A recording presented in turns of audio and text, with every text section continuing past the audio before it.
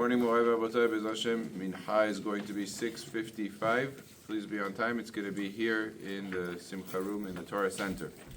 As we were discussing on Friday, we said that a non-Jew is allowed to do things that are asur for a Jew to do on Shabbat if he's doing it for his own sake. Even if he's in the house of a Jew. If he's turning on lights, he's, let's say, taking a shower, whatever he's doing, and he's doing it for his own sake, it would be permitted for a goy to do that, and the Jew does not have to stop him, because it's very recognizable that what he's doing is not for the Jew.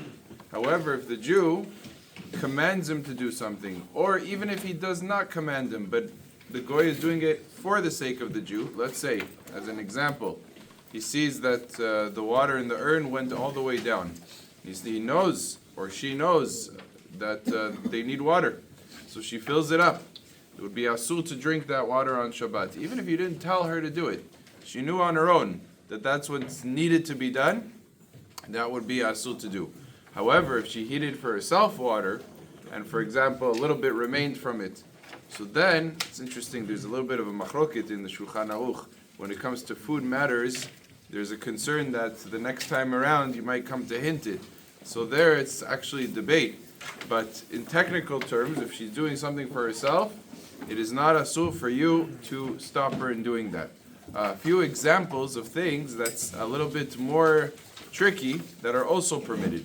Let's say the Baal Habayit tells a non-Jewish worker to do the dishes on Shabbat.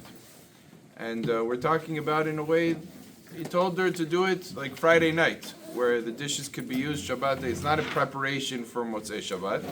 He told her Friday night to wash the dishes. And she wants to wash with hot water. She doesn't want to use cold water. Or she wants to use a Scotch-Brite, and not the Shabbat clean sponges that are usually used on Shabbat. That would be permitted. Why? Even though she's doing the dishes for the Jew.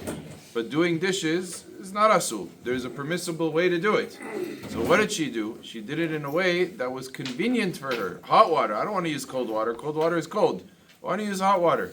So since the difference between hot water and cold water is not material, the dishes will become clean either way. So I didn't ask her to do hot water. I asked her to just wash the dishes. She on her own did that for her own sake. Therefore it's mutar, and a person does not have to protest. Or if she wants to use a sponge that it would be asur for a Jew to use, she would be able to do that. Again, because I didn't command her to do something that was asur, and she on her own, for her own benefit, decided to do it in that fashion. And so on and so forth. Any example where a Jew could have done it in a permissible fashion, if the goy decides to do it in the more convenient to him fashion, that would not be called commanding the goy to do something that is asur on Shabbat. Baruch Adonai le'olam. Amen ve'amen.